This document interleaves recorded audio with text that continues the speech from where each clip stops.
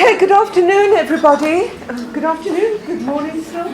And welcome to this lunchtime seminar organised by the Equity and Institutional Culture Office. Many of you will remember that earlier this year we had a day-long colloquium on Africanization.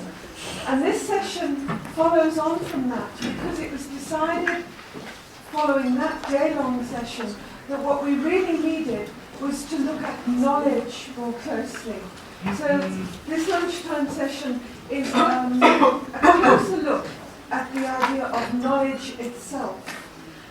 We have two speakers, Rhodes from education, and Hela's going to give a little bit of background to our main speaker to try to bridge the gap for those of you who don't have a disciplinary background in education.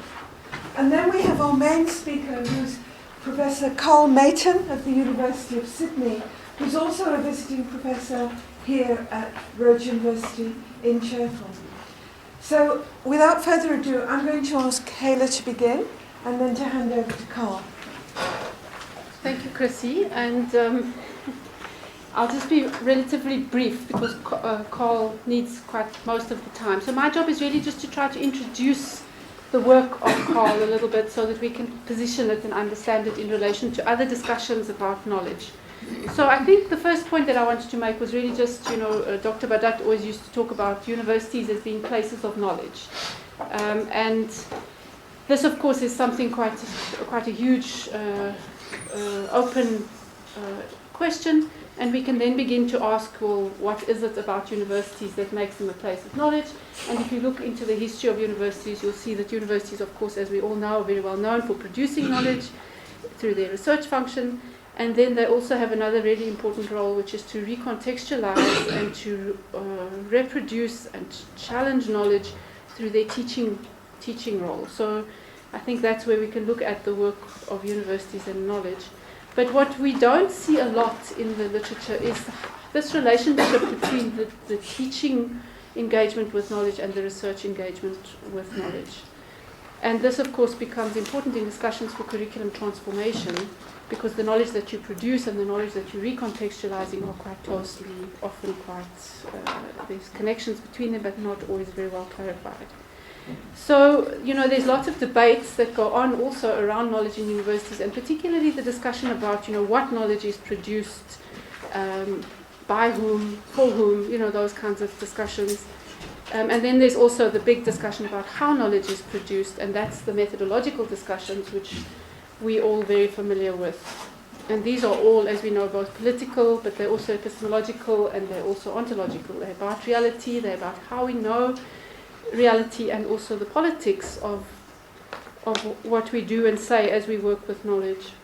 So these debates, as we know, also are long-standing, and I don't want to do a big session here on philosophy of science or epistemology. One would need a lot more time for that. But one of the issues that I think Karl Maton's work is dealing with and trying to address is that we've ended up, out of these many years of philosophy of science and so on, with what is written about as quite a sort of unhelpful situation that we have two opposing views of knowledge that permeate the academy. One of which that sees knowledge as needing to be decontextualized, value-free and objective, which represents some kind of a form of essentialism. And that, of course, has its roots in the tradition of logical positivism and the associated forms of knowledge production after that.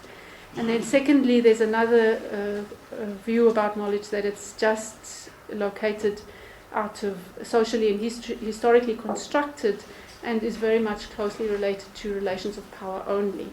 And I use the word only.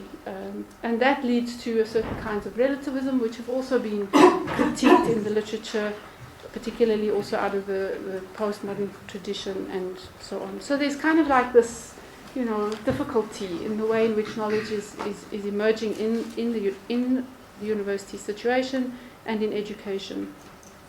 So I think that these outcomes of our philosophies of science in education have and given us very useful, important dynamics, particularly on the politics of knowledge, And they've also raised debate on what comes to be seen as legitimate knowledge in and for both science and education. But I think that there's more to this discussion, and this is, I think, what Karl Maton will help us to begin to open up here today. And when we look into the field of education, we see that a lot of the discussion in trying to conceptualize alternatives goes to the realm of pedagogy, rather than the actual kind of way of working with knowledge concerns in education. So in the work that surrounds Karl Maton's project, there's a sort of strong point that's being made that knowledge remains under-theorized in education systems, and that this can then, of course, also lead to or exacerbate problems of cultural imperialism and issues of curriculum transformation. And these are the debates that are quite strongly surfacing at Rhodes University, but not only here, they're surfacing in other universities across the continent as we try to make sense of 300 years of colonialization and ongoing neo-colonial knowledge production, which you can see if you look at the figures of research-based output on the African continent and in southern Africa as well. So there's a lot of work that needs to be done in trying to make sense of these kinds of issues. And I think one of the ways that can be a little bit helpful is to try to understand how we work with knowledge in education from a kind of a perspective of our relations to knowledge, which Basil Bernstein raised, and he said that a lot of the discussions around knowledge in institutions has come with the politics of relating to knowledge, and those positions come from relations of class, gender, ethnicity. I think some of the more interesting work that's coming up here too is the work around epistemic justice, and how one gets access to this knowledge that's circulating, and what kind of knowledge and so on. So, but then there's a kind of a perspective on this that if we overemphasize the relations to knowledge, we can also tend to ignore the relations that exist within knowledge and the way in which knowledge itself is structured and has come to be structured over long periods of time. So the internal structures of knowledge. So I think that the work of Karl Maton really draws attention to the second point that I'm raising here about the internal structures of knowledge and what that then means in terms of how we work with knowledge in education. And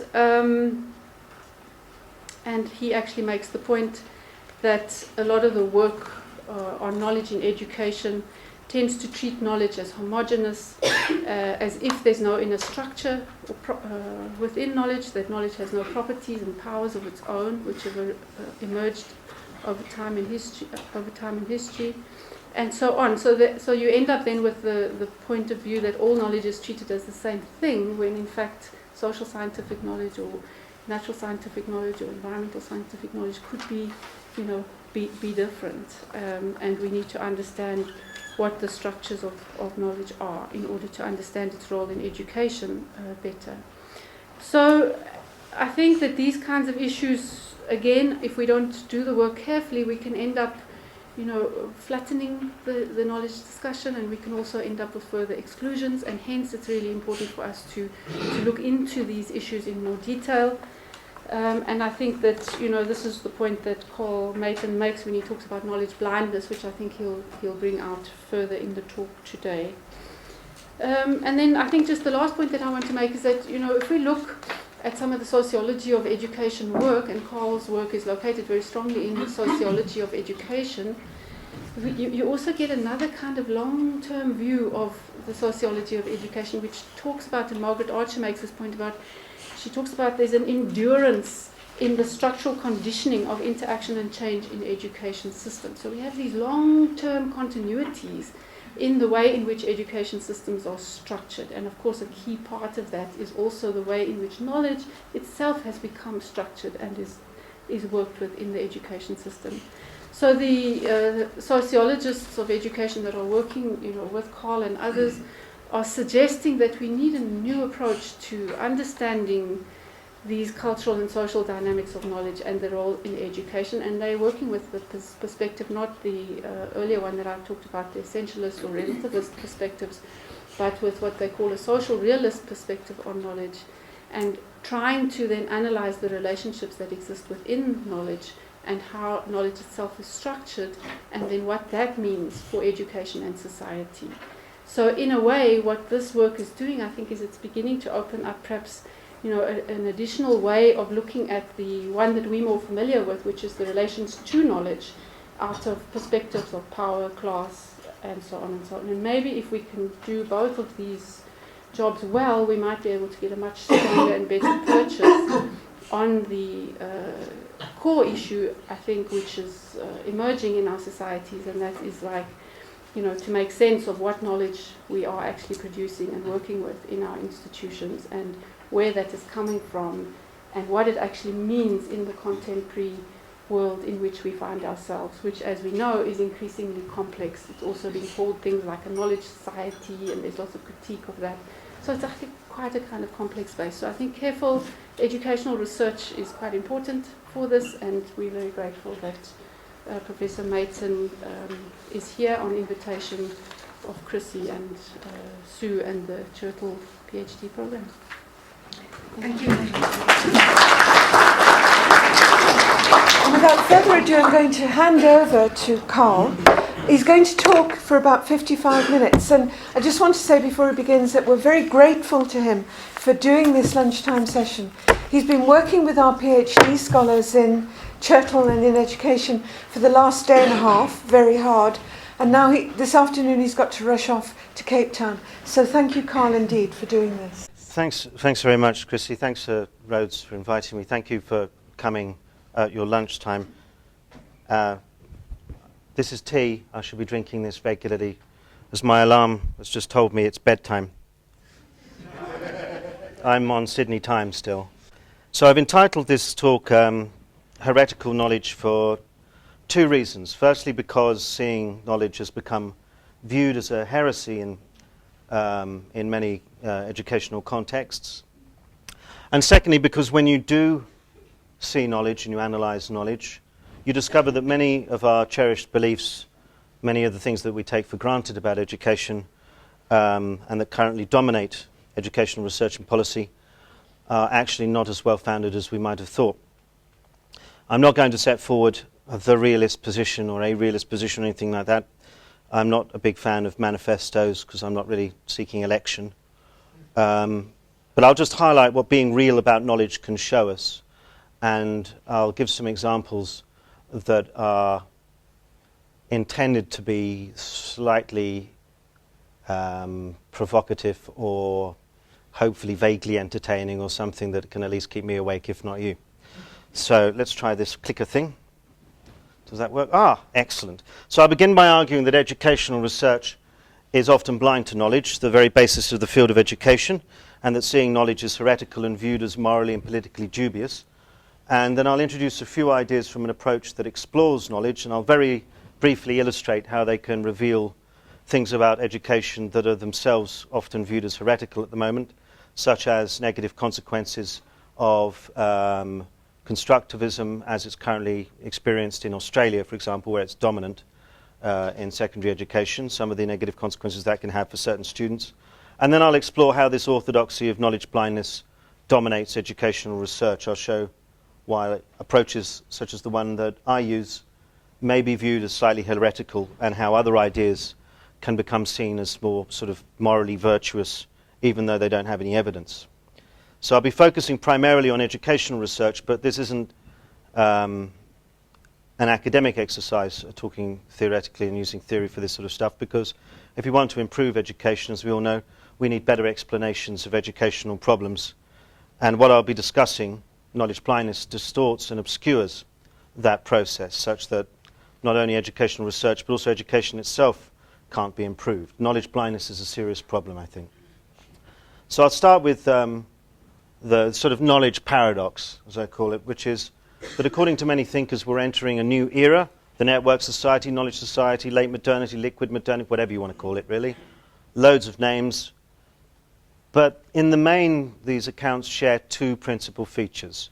Firstly, they argue that knowledge is central to understanding modern... Can you see this, by the way, at the back? And kind of. Okay. Perhaps we can... Can you hear me? Excellent. All right, that's guaranteed to make me fall asleep, though. Okay, well, that is very dark. It's said to be moving towards knowledge economies. Central to politics is the age of spin and image management. Basically, knowledge is seen as central to economy, society, culture, personal life, and so on, with new technologies democratizing access to knowledge. I think we've now reached that critical mass beyond which we've gone into darkness. So a bit more light. Yeah, I need to be able to see where I am. So that's the first feature. But the second feature, so the first feature is knowledge is central to society and understanding this new era that we live in. But the second feature that's sort of interesting is that all these accounts lack a theory of knowledge. They lack a theory of the very thing that they say is now central to understanding modern society. For example, Manuel Castells, which I think is a modern classic of sociology, 3-volume work, all called The Information Age, and the definition of what knowledge is or information is relegated to a footnote in which knowledge is defined as a set of organized statements of facts or ideas and distinguished from news and entertainment. It's treated as homogeneous and differentiated, and the focus really is on the flows, how much, who's getting it, and that sort of thing, as if it is just all one kind of thing. It has no inner structures with properties, powers, and tendencies of its own. And this sort of knowledge blindness extends to educational research, thanks to primarily how the disciplines of psychology and sociology have influenced the field. On the one hand, approaches influenced by psychology have often focused on the processes of learning. Here's a text often referenced as exemplary, in which it's setting out what the key factors are to the scientific understanding of learning and what we need to understand in order to change education. But none of these factors is what's being learned. In other words, such approaches understand knowledge as what's in our heads, often what's in our minds, and learning is often focused on as generic. So the processes of knowing are the central focus. This word knowledge is a real pain in the arse, to be honest, because we seem to mean different things by it. I'm going to say that this is a focus on knowing, on how we come to know, often on states of consciousness and so on. And it's generic. The difference in the nature of the knowledge that's being taught and learnt is usually obscured. On the other hand, our own discipline of sociology has tended to influence educational research by turning knowledge into knowers, by focusing on knowers, by focusing on who's teaching, who's learning, who's writing, who's reading, whose voice is in the text, and so on, and tends to neglect what's being taught, what's being learned. And this sociological influence has led to a false choice in education, a sort of either-or, a false dichotomy, a widely held belief that we must choose between an understanding of knowledge that is decontextualized, value-free, objective, trans-historical, and so on, or it's socially constructed and entwined in power and therefore arbitrary. And it sets up two positions to choose from. One neglects the social in favor of looking at the what and the how of knowledge, and the other neglects knowledge in favor of looking at who's speaking. Now, it's obvious that knowledge is not decontextualized or value-free. I don't know why I'm pointing it that way. That's the wrong way. It's pretty obvious that knowledge is not decontextualized or value-free, though people never tire of telling this as if this is a major revelation. Oh my God, knowledge is historically situated. Thank you. Over and over again. But what many approaches tend to do is to slide from saying that knowledge is socially constructed to the idea that knowledge is nothing but a reflection of a social position and social power, so that the key thing is to unmask the power behind knowledge and ask the question, whose knowledge? In other words, a focus on knowers. Doesn't matter what the knowledge is, we're focusing on whose knowledge it is. And here we can talk as sort of a heresy paradox. I mentioned the knowledge paradox. We've sort of got a heresy paradox here. It's constantly claimed that revealing the power behind knowledge is a heretical idea. The argument goes something on the lines of, I can't see these slides, so there we go. I hope that's the right one. That there's a widespread belief, there we go. There is a widespread belief in essential, objective, unchanging truths, but these are actually historically and socially contextualized and represent a particular point of view. So we have unmasked this power and these interests, and we show that knowledge is therefore arbitrary, and we have been wonderfully radical and critical and heretical in doing so. And as I said earlier on, I'm a bit skeptical about that because I've heard it and read it many, many times over many, many decades. sorry, not, I meant the work's been done over many decades, not I've been reading it over many decades, so I'm not that old. And it doesn't matter that few people believe that knowledge is unchanging or universal or objective, or that positivists are as rare on the ground in educational research, in sociology of education anyway, as unicorns. There really is none left in the sociology of education. We'll still pound them. And it doesn't matter that this is reducing knowledge to power, as if it's nothing but. And I think this is educational research as Scooby-Doo, which I gather from asking people on Facebook you have in South Africa.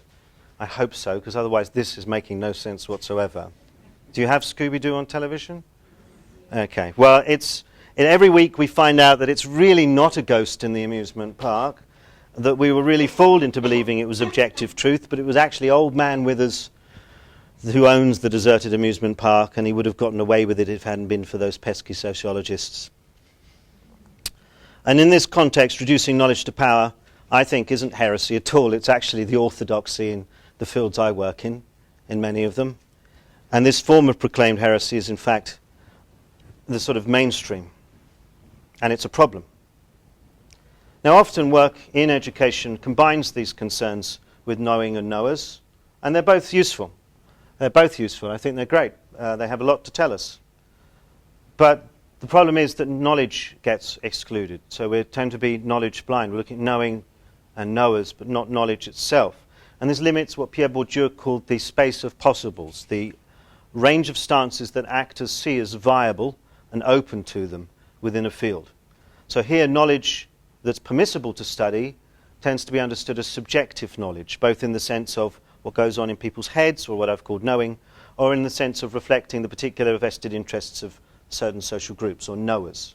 So knowledge is something with its own properties and powers and tendencies that have effects for all kinds of things, tends to be missing from the picture. Now, of course, as I've said, I'm not dismissing looking at knowing and knowers, but I'm just simply saying that knowledge blindness is difficult, makes it very difficult to solve many of the problems that we have in education, because it misses a key contributing factor to them, namely the forms taken by knowledge itself.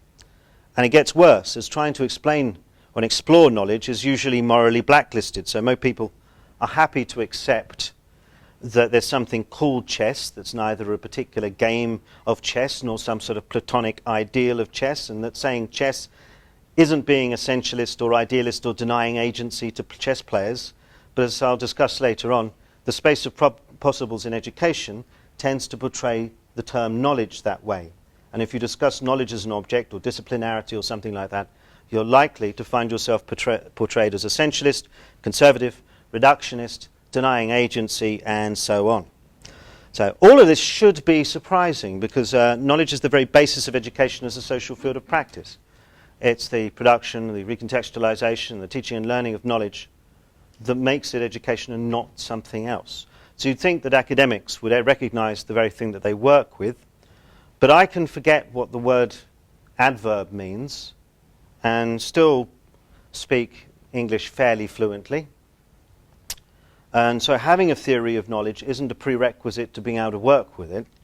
So many people equate knowledge with its contents, which means that when we do discuss knowledge, often it's in terms of things like types, such as pedagogical content knowledge, or declarative knowledge, or procedural knowledge, and so on, which are useful at least for bringing the issues up, but tend to have a limited purchase on the empirical, as I'll get back to.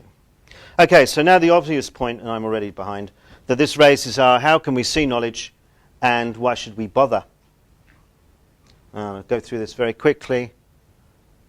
Social realism was mentioned earlier on. Thank you very much.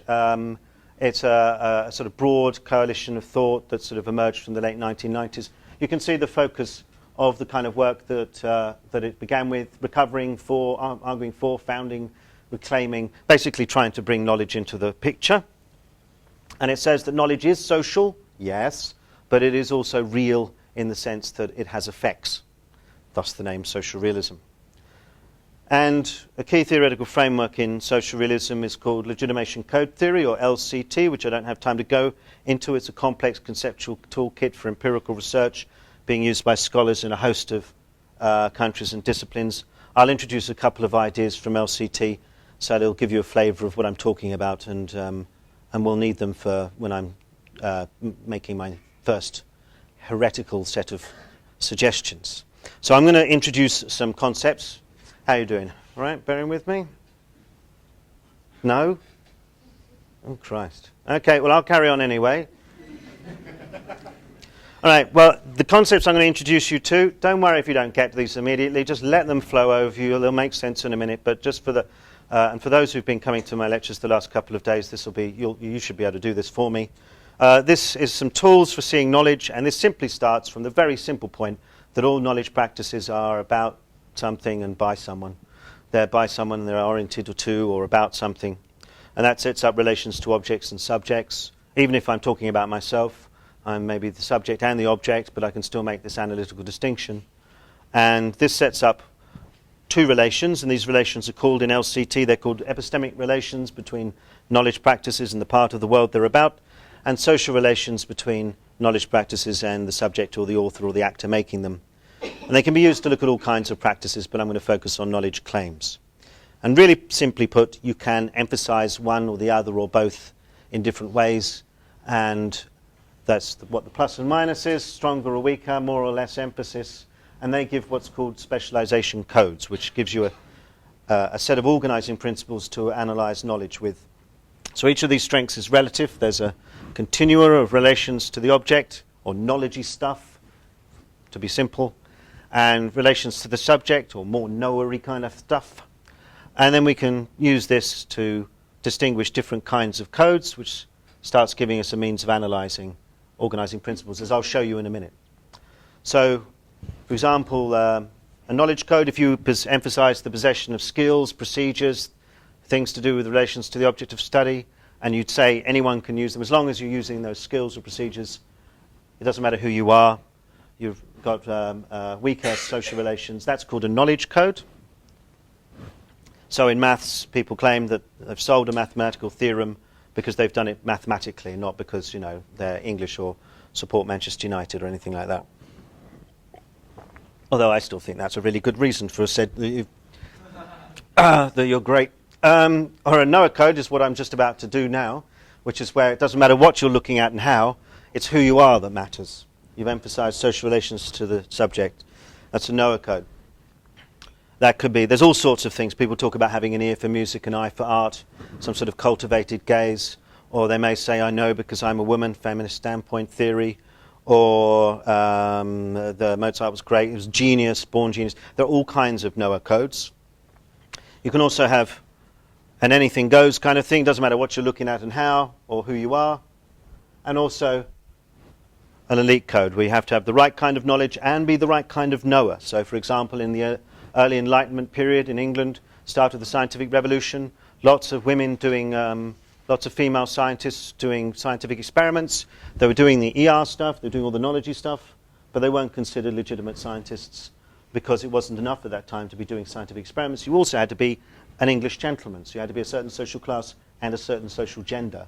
So it was both at that time, as feminist historians show us. There was plenty of women doing scientific research that were just ignored.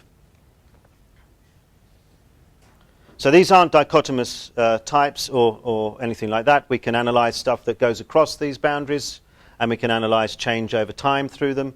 They are simply, it's called a Cartesian plane. It's a topology. It's simply a means of being able to analyze knowledge practices. This is just one set of tools to analyze one set of principles so that we can compare different kinds of practices and chart change over time.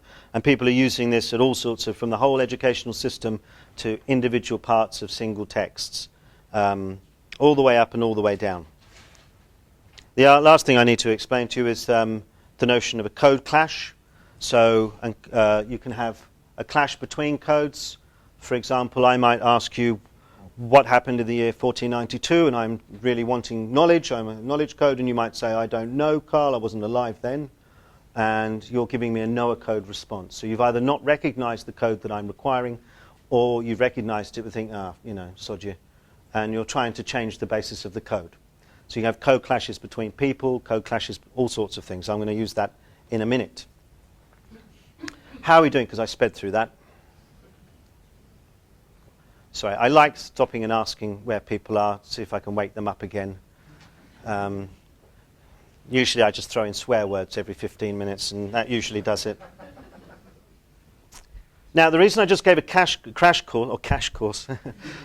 course in some very basic ideas, that was when you analyze the structuring of knowledge practices, it can reveal things that go against often orthodox thinking. And I'm just going to give you a brief example to show you what I mean. And this example is, from a major study of Chinese students studying in Australia who are taught online and using, shorthanded as constructive. The teachers considered themselves to be constructivists and said they were doing constructivism.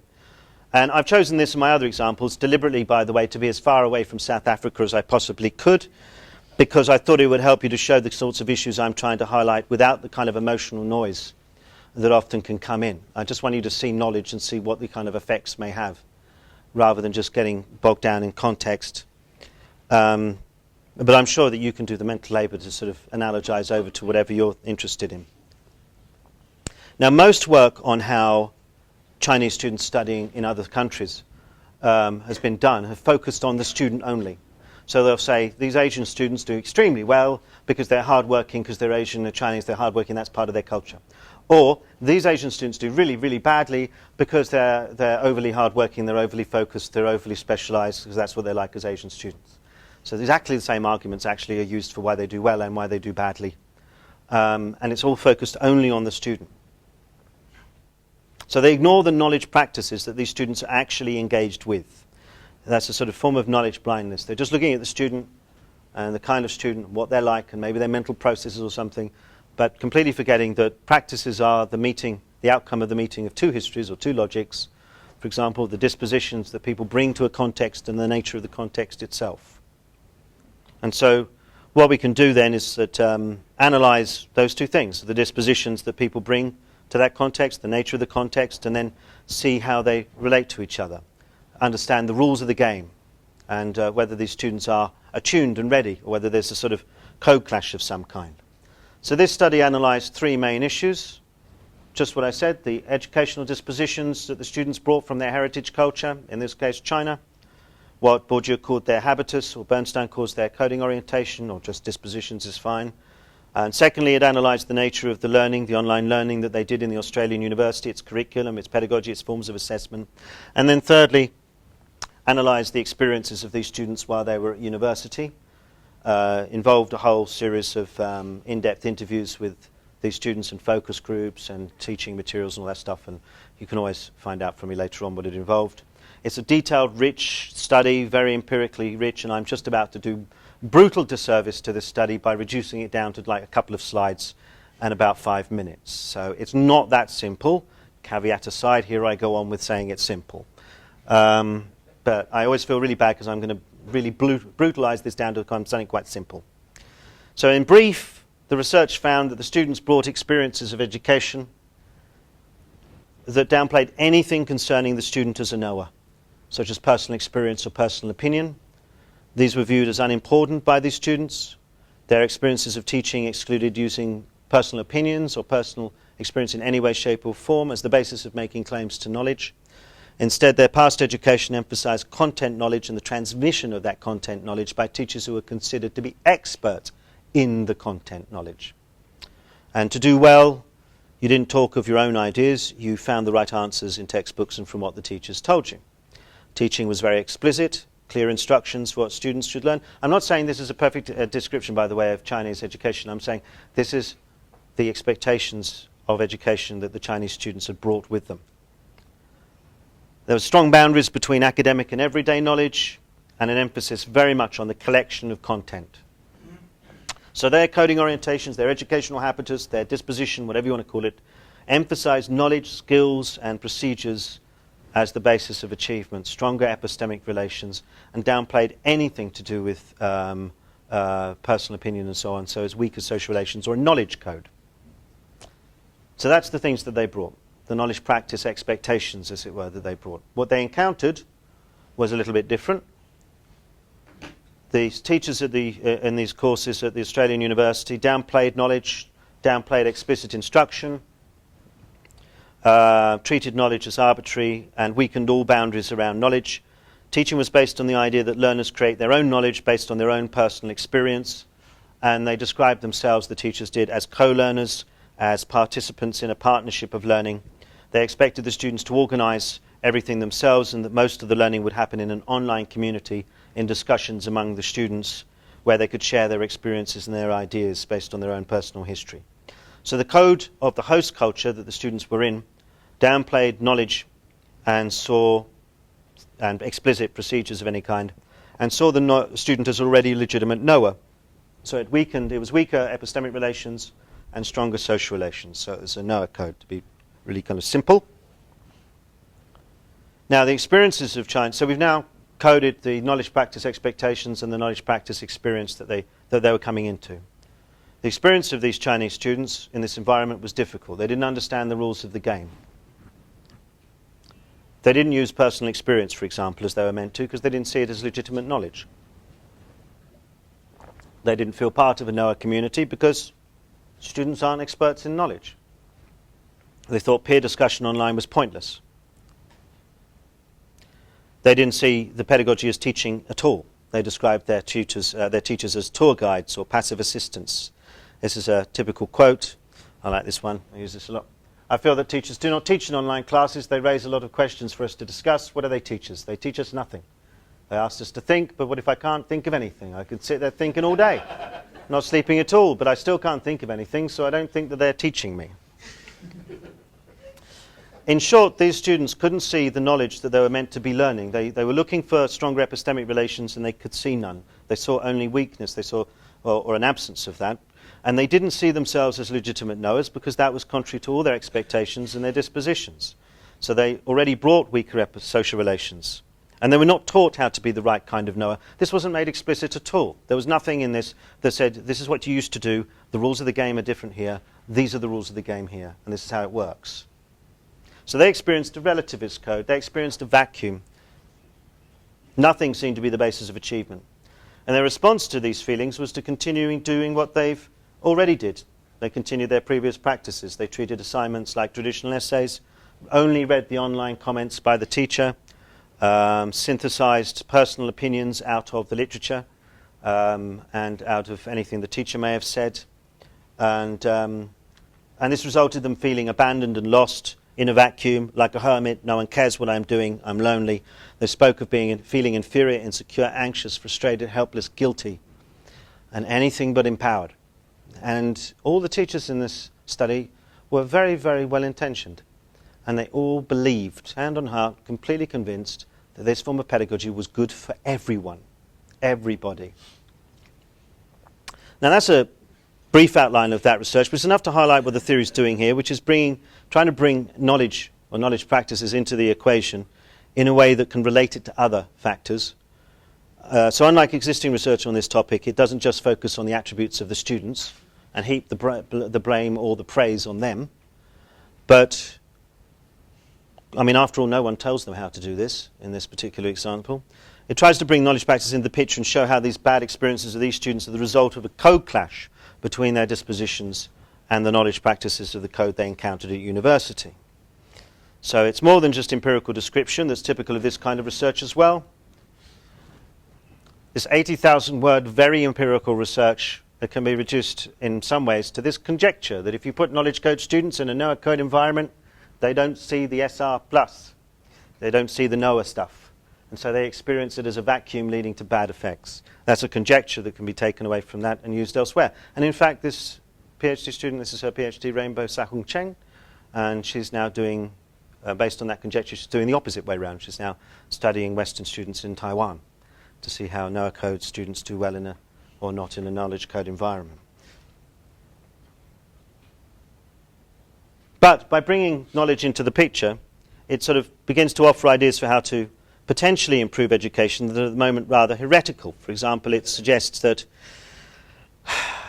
certain kinds of pedagogy, particularly are very dominant in education faculties in my home country these days of Australia, may not be as empowering as they're said to be for everybody. it suggests that perhaps either the Noah Code practices shouldn't be used, or there should be very explicit means of teaching the students how to succeed within them.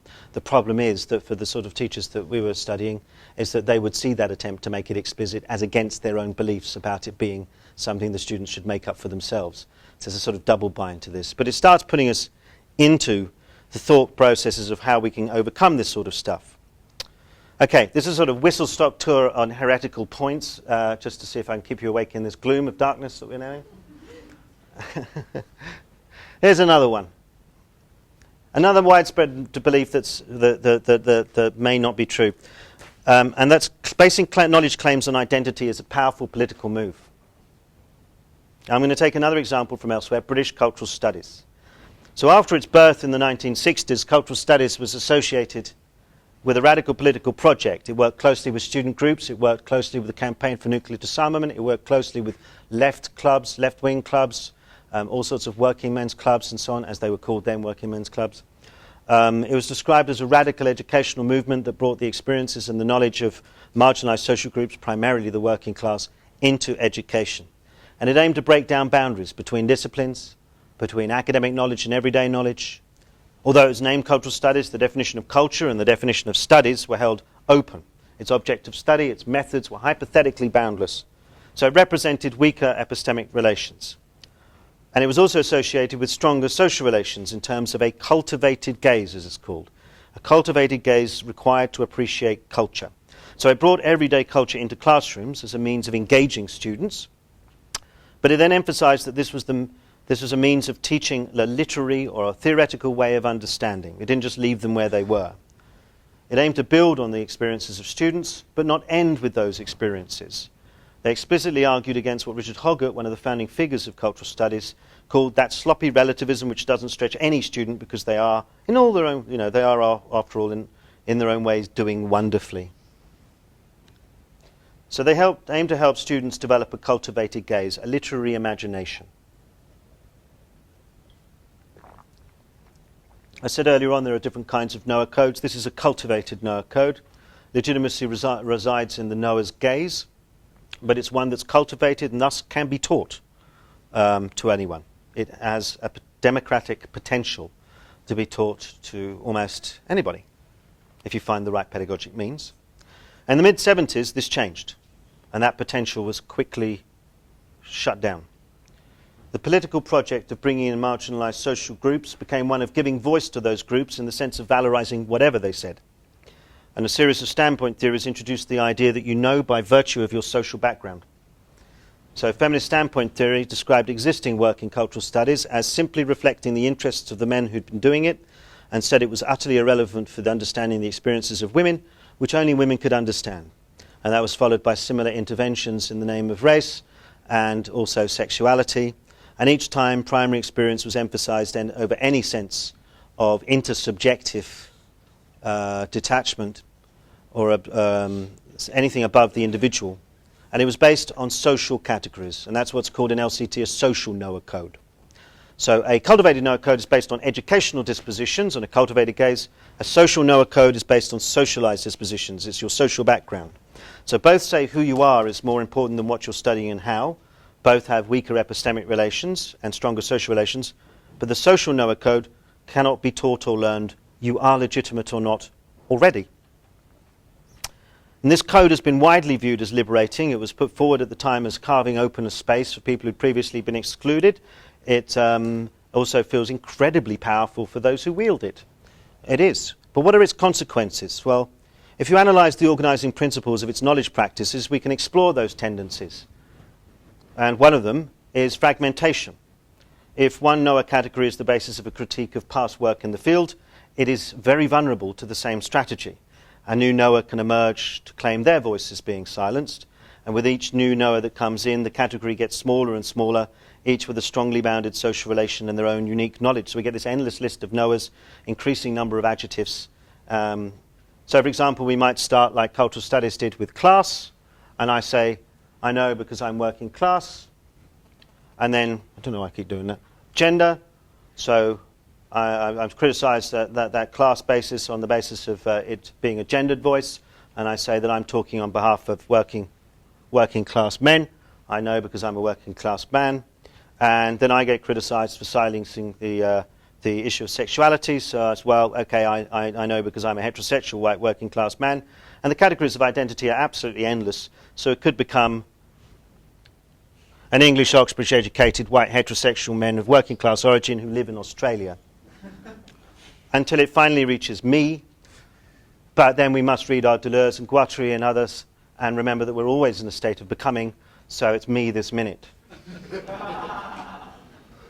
So the proliferation of knowers could fragment the subject and cut it off from its own past. It's difficult to critically engage with other positions because each knower group can be used as a human shield, so that any criticism is seen as attacking the knower and dismissed as elitist or sexist or racist or whatever, and past work can be debunked and completely thrown out. So it's hard to build knowledge over time.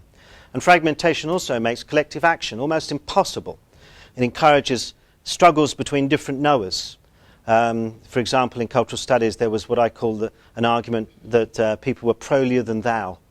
They were more working class than you are. So struggles between different knowers and within knower groups for the right to be the authentic voice of the group, and the subject ends up at permanent war with itself.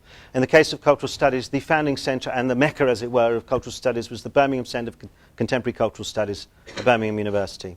And they tried to shut it down in the late 60s, and an international coordination, when it was in cultivated gaze, an international coordinated action ensured that they didn't. They tried again in the early 70s, same thing happened. They tried again in the early 2000s, and it was shut with almost silence. No one came to its aid, no one could get themselves together to organise. Importantly for its political mission, alliances with groups beyond higher education are also difficult. So those beyond higher education might ask, if the only people who can tell us about ourselves is us, what do we need academics for? And on the other hand, though portrayed as progressive, the strongly bounded social relation makes it impossible for anyone not a member of the privileged knower group already to join. And if the social position is the key to legitimacy and insight, then intellectuals are distanced from every social group other than other intellectuals.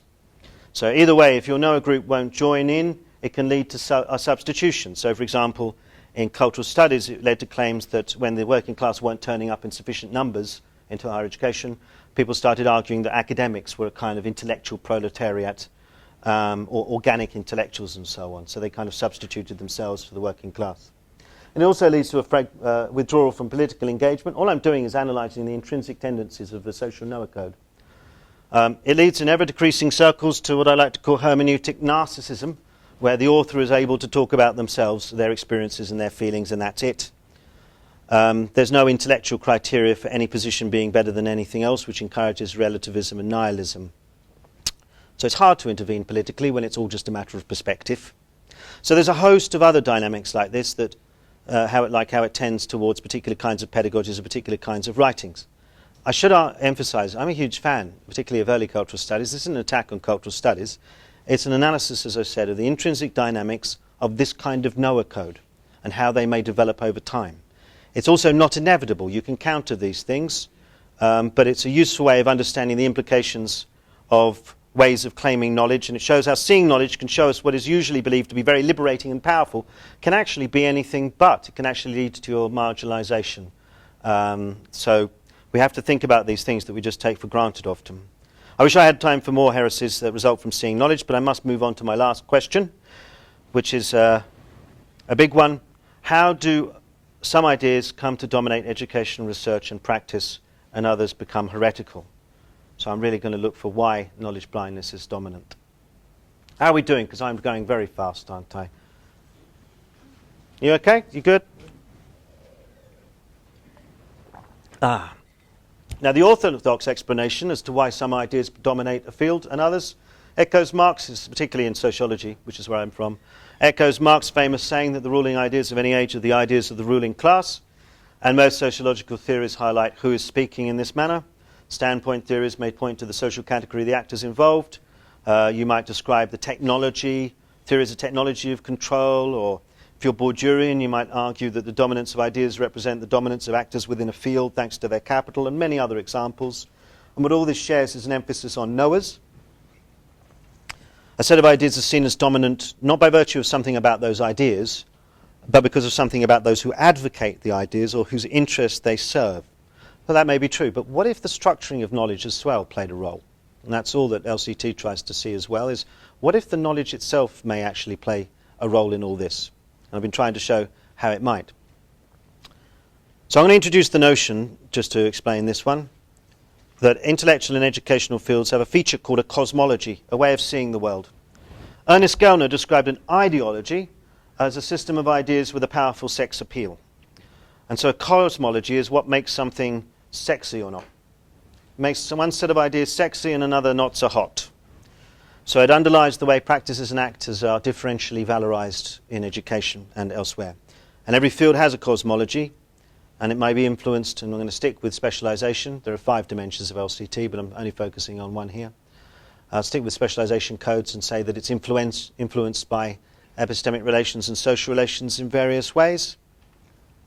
And I'll focus on only 2. The epistemological cosmology, the kind of thing that dominates the natural sciences, where it's really comparative explanatory power, that's a sort of knowledge code effectively, that dictates what's seen as sexy and not so hot. Sex appeal actually gets an entry into the index of the book that I published last year, which I thought was great. But, actually, if you look up sex appeal, it gives you the numbers, and then I added see also mate and K as a sort of joke. An axiological cosmology, which is a sort of Noah code thing, where in fields like education, the ideas may be more valued according to their moral or political worth in relation to what they're said to say about knowers. Now, how these things work is twofold. There's a process of clustering of ideas. The ideas in practice are grouped and arranged into various constellations, and then these assign different valuations through charging. They're condensed with meaning and charged up positively and negatively, to be very simple. So I'll explain what I'm talking about. Which slide is this? Okay, I'll begin with the idea of constellations. So in astronomy, a constellation is a grouping of stars that make an imaginary picture in the sky. You know that. And but they are not necessarily gravitationally bound to one another. In other words, they may be in very different parts of the universe, but from here, they look like we can make a picture out of them. And they appear to have coherence from a particular place in time and space to actors with a particular way of viewing the world, a particular cosmology. And what's included in the constellation and the relations between them, how you draw the thing, may well vary according to the viewer as well as change over time.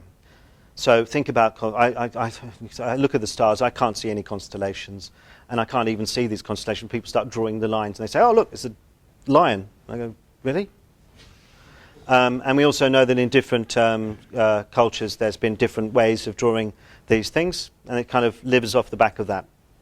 To see what I mean, let's have a look at the 2 key terms of education, teaching and learning, and see how they've been constellated and condensed with meaning and charged up positively and negatively. And since the 1990s, a range of theories have been grouped together and associated with the term student-centered or learning, and contrasted with another group often associated with the term teaching or teacher-centered.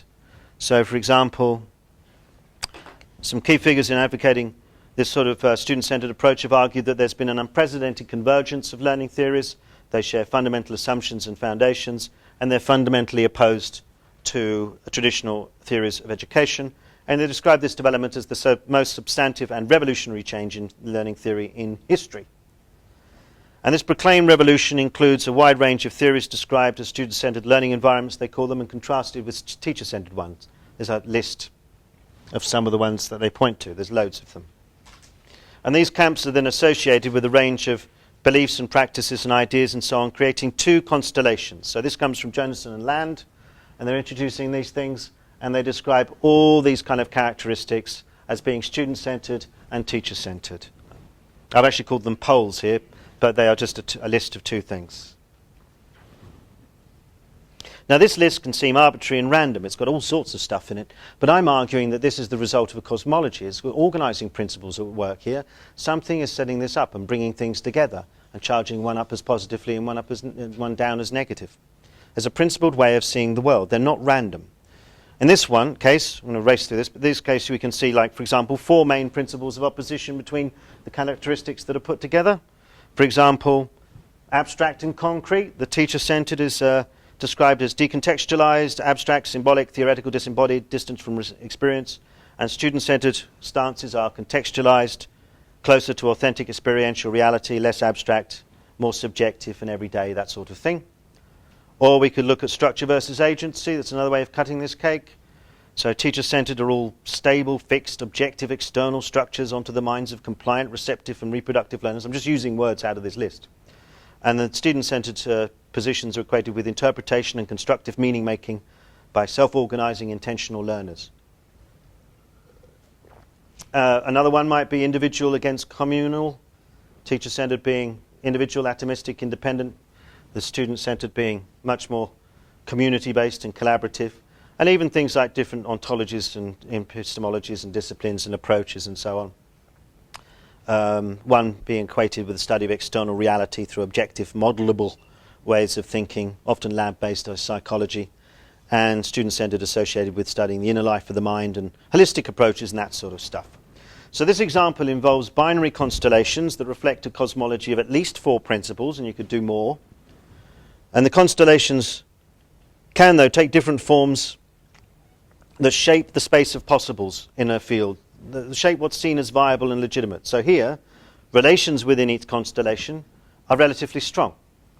So that if you take any one position, it's associated with all the others. So if your work is viewed as, say, involving abstract thought, you may be assigned to the constellation of that abstract thought is in, and then related to everything else in that constellation.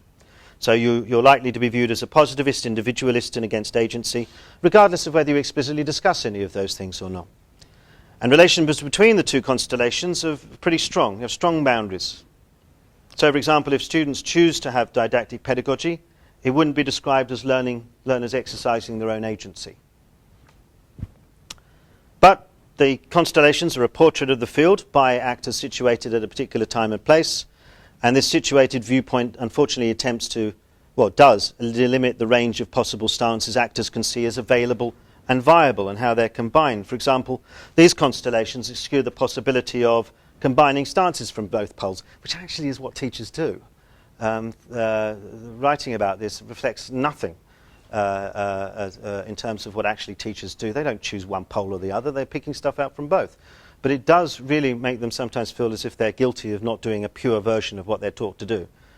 Student-centered is completely dominant in educational teaching training in Australia. It also obscures things like the notion of maybe a knowledge-centered position. If you suggested knowledge should be important, that's usually equated for teacher-centered, even though a social realist position is entirely opposed to behaviorism and positivism. It doesn't matter, you get thrown into that box anyway, because you're either one thing or the other. And by the way, no, I'll get to that in a minute, but anyway. It's about teaching and learning, the word teaching and learning, and how it used to be teaching and learning. I don't know if anybody's noticed, but teaching seems to have vanished. So people only talk about learning now, or learning and teaching, the other way around. In Australia, it's just learning. There's no teaching. We're not allowed to talk about that. So how do these become valued differently? Well, it depends on the kind of cosmology characterizing the field. So I said that the basis of the sex appeal, it could be their comparative explanatory power, the epistemic relations, if they were coherent and had worldly corroboration, in other words, empirical evidence, something like that. And that'd be epistemological cosmology. But fields like education tend to have weaker epistemic relations, in fact. Very woolly relations to empirical data, for example. Instead, it's really social relations to knowers that matter. Not in that direct sense of standpoint theory, but through the ways our ideas are said to reflect something about the actor doing them. And that's an axiological cosmology. So where the moral or the social or the political values are the key, and where theories are judged according to whether they're seen as morally virtuous or morally bad. What I'm talking about is a concept from LCT called semantic density, which just highlights that meanings are stuffed within symbols, and the stronger the semantic density, the more meanings are packed in. And it also highlights that you can pack in different kinds of meanings, epistemological meanings and axiological meanings. Something can be filled with empirical descriptions, or it can be filled with kind of feelings, a sort of structure of feeling. And the second one of those is a Noah code. So, for example, a review of the literature on student-centered learning argues this list of tenets, which all claim positive attributes for student-centered stances and project negative ones onto anything else. Active, so the definition of student-centered learning is active rather than passive, increased responsibility and accountability, and so on.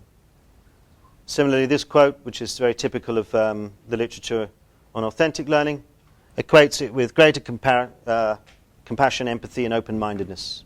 So we can see this sort of moral charging in the terms being used here.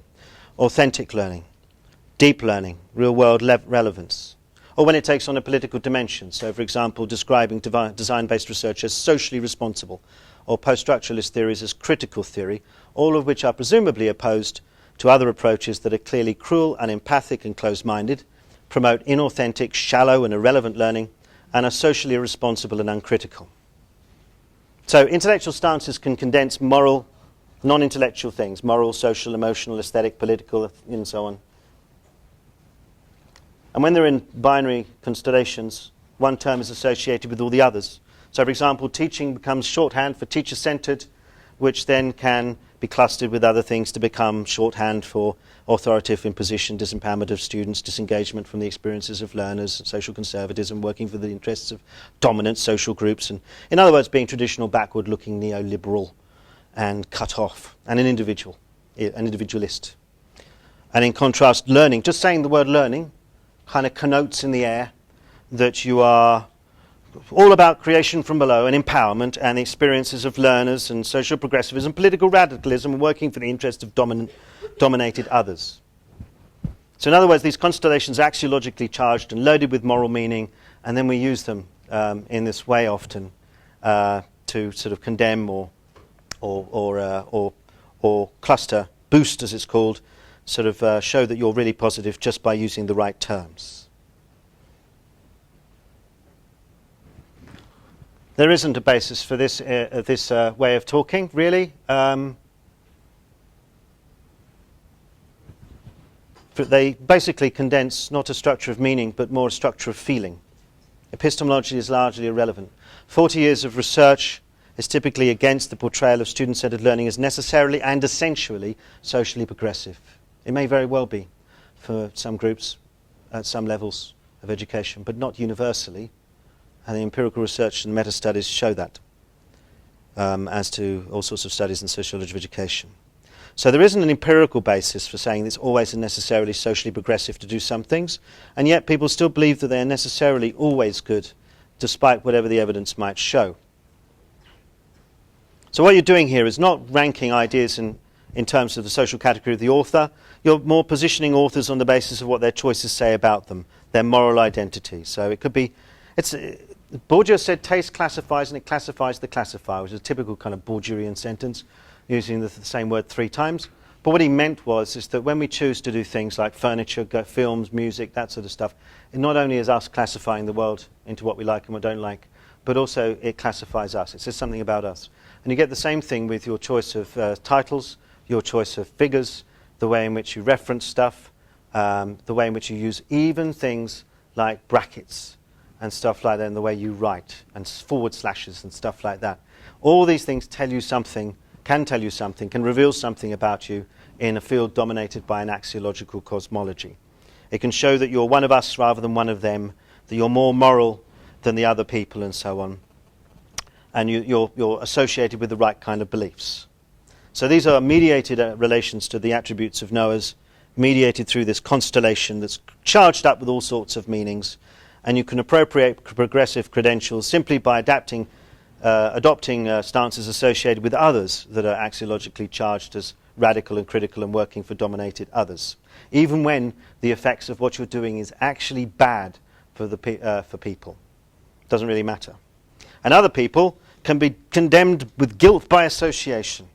So, for example, you might say, well, code theory, LCT is a code theory is sociology, and it's very based on Durkheim. Durkheim is conservative, therefore you're a conservative, which is a chain of logic that doesn't hold at all. Or that studying knowledge as an object is to believe in essentialism or idealism or positivism and so on and so on, so you're working for the man, as they used to say. So in other words, knowledge blindness has it behind it a whole cosmology that associates seeing knowledge with a series of negative attributes. The irony, obviously, is you can only really see this when you actually see knowledge. When you do an analysis like I've just raced through very quickly, obviously it's much more complex than this. When you actually see knowledge in its forms and you look at its organizing principles and try and see what effects they may have, then you see why knowledge blindness is dominant and why seeing knowledge is associated as being backward and conservative and so on. There's a certain irony there. For it's being realist about knowledge and seeing it as having effects that allow us to see how it works in this way. Now, obviously, I've chosen these topics just to, slightly annoy people and keep people awake and vaguely interested, if only through the rage that they're now feeling. But really what I've simply been arguing is there's no point just coming in and saying, oh yeah, everything you write, everything you think's right, yeah, well done. I'll reserve that for most conferences. What I've been arguing is really simple. Most research is knowledge blind. And so my first heresy really here was to say that most knowledge is blind, research is blind to knowledge as an object of study, and that seeing knowledge is really important for understanding education. And yes, the way practices reflect relations of power is important, but so does the structuring of knowledge itself, what's being taught and learned, and not just in terms of contents or types, but its organizing principles play a role. Knowledge is not homogeneous and undifferentiated, it has different forms. And secondly, using an approach like LCT to explore the principles of knowledge practices and research can reveal heretical conclusions. It can show that claims regarding pedagogies that we all may take for granted are maybe not well-based, and may in fact have the opposite effect for certain groups. And my third heresy was to say that seeing knowledge shows the basis of orthodoxy and heresy in education research isn't what people may think it is. That seeing things as politically progressive or politically reprehensible may actually be based on false premises that get in the way of actually seeing what works and what doesn't work in education. So education research is dominated often by axiological cosmologies, and these cluster practices that don't necessarily go together into constellations that may have no epistemological basis for them, and oppose them to other constellations and create a kind of trench warfare between, for example, relativism and whatever you want to call the other one. It's usually positivism. Realism is usually excluded from this or put into the positivist side. We have this trench warfare, which is useful for generating publications, but doesn't actually build our knowledge of education over time. And choosing a theory may have less to do with its explanatory power and more to do with what it says about us as a moral person. So, for example, if I use the right words from the right theorist, it means I'm on the side of the dominated, which I may not be. And I think that's an obstacle. The axiological condensation of that kind is an obstacle to open, rational debate, and so our chances to attend to the pressing issues of education. So what we need then to finish is to reveal where this might be happening and try to work to overcome its debilitating effects on what we do, so that we may actually help change education for the better. So I think seeing knowledge is key, because this is what we do. Even if it's the water that, if we're the fish and this is the water, we may not see it, and we take it for granted, we not realize it. But we actually have to, because if that water's poisoned, oh my God, I'm making an analogy off as I go, this may not work. If it's poisoned, we may end up just floating upside down on the surface at some point, without us realizing. And I'll stop there before I drive that metaphor off a cliff. So thank you very much.